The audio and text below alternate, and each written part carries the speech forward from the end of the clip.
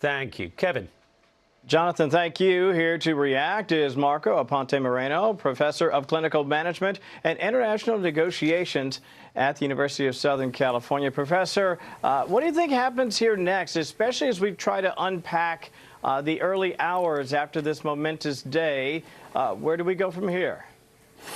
Yes, from what it was mentioned this morning in the press conference by President Trump, we understand we're entering a transition period.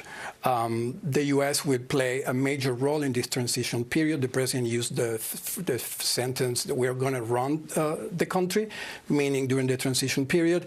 So what we will see is the U.S. working together with the Venezuelan government, which, by the way, is still in place because the vice president, Maduro's vice president, is now the president. So they will work together so that we can have a transition.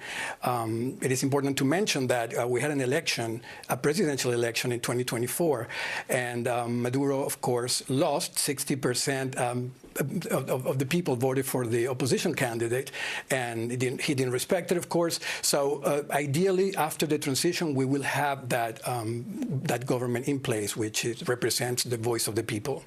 Yeah, very interesting, because you're right. You have the opposition leader who was clearly more successful in the election. You also have the Nobel Prize winner, the Nobel laureate, who is also going to have a major impact on what happens as the country continues to move forward. And listen, I lived in Miami. I'm very familiar with the Venezuelan community. It is incredibly strong there. And I have talked to probably 8 people today, and again, purely anecdotally, they are overjoyed at the potential of their country coming back to relive its past glory. Yes, I think we're, first of all, very impressed by how efficient this intervention was. As far as we know, there haven't been any casualties. It was done so quickly. I mean, Maduro is already in prison in New York, so that's very impressive. Second of all, we're very happy, of course, with the outcome. We've been waiting for 27 years almost for this dictatorship to end. And then finally, we're very thankful to the administration for what was done yesterday. Let me ask you this, as someone who understands the importance of messaging, what happens regionally now? And listen, there will be people who will say, listen, if you're in Colombia, you need to pay attention. If you're in Mexico, you need to pay attention. Maybe even Brazil, I'm not sure, but I think whether you are in this hemisphere or maybe even abroad, what has happened in Venezuela might resonate very strongly with you. Do you get that sense as well? Yes, but I believe that the countries that really need to pay attention are Cuba and Nicaragua, because those are full-blown dictatorships like Venezuela was. In the case of Brazil, Colombia, and Mexico, they're still democracies, so I think they probably get the message. You know, the U.S. is the superpower of the hemisphere, and they have to be careful not to go in the wrong direction. You mentioned Cuba and Nicaragua. Cuba obviously is incredibly important, not just politically, militarily, but also, I think, socially in this country. We have talked for years. You and I could have a conversation for hours about what has happened in the Castro era. Those of us who've studied Cuba, we remember what Cuba was like back in the 1950s and what it's certainly been over the past several decades. Do you think change is afoot in Havana?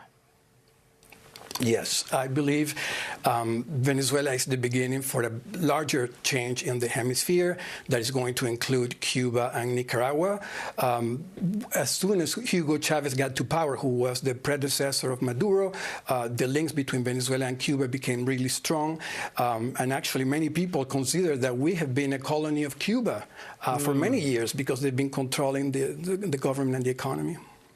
Yeah, and also want to ask you about the ties as it relates to China and to Russia and Iran in particular as it relates to energy. This is also going to impact their economies. Yeah, that's correct. The oil industry is in shambles at the moment, unfortunately. But the countries who have benefited from the little oil that we are producing today compared to what we used to produce before are countries like China, Russia, even Iran. And I think because those are not the natural trade partners of Venezuela. It's a big mistake, and of course it becomes an issue geopolitically because those are enemies of the United States. Can I ask you about the emotion of this day? You're a man of distinction, and maybe you can sit back and take it all in because you're also an academic. But I think on a human level, this has been quite remarkable to watch all day long. Your thoughts? Yes, it's been remarkable. We haven't slept at all in over 24 hours. It's a moment that most Venezuelans have been waiting for years. So it was surreal to see it happening and so quickly and so well done. So yeah, very, very happy.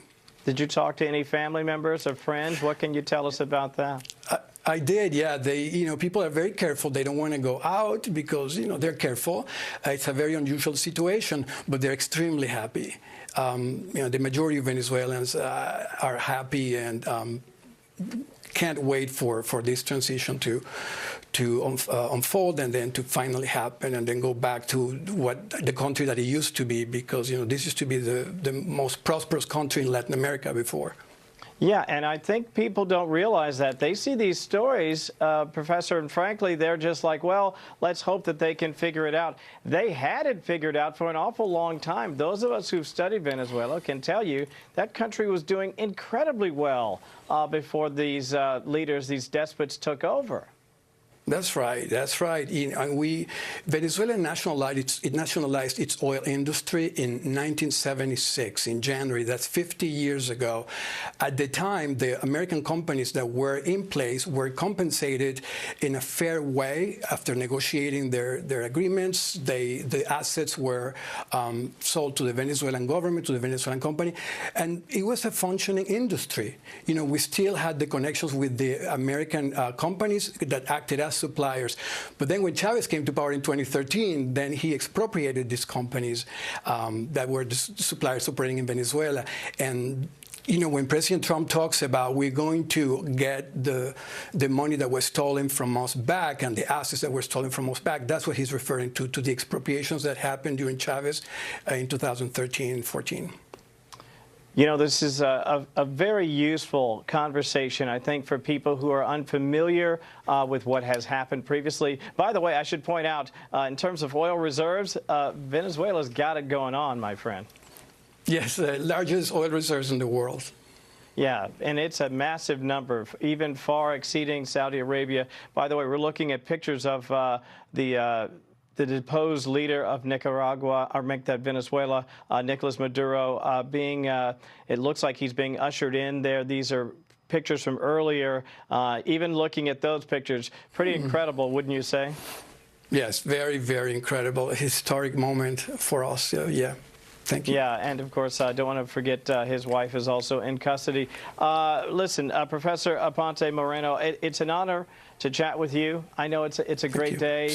I hope you get some rest. Maybe it won't be so much rest tonight, and perhaps celebration of the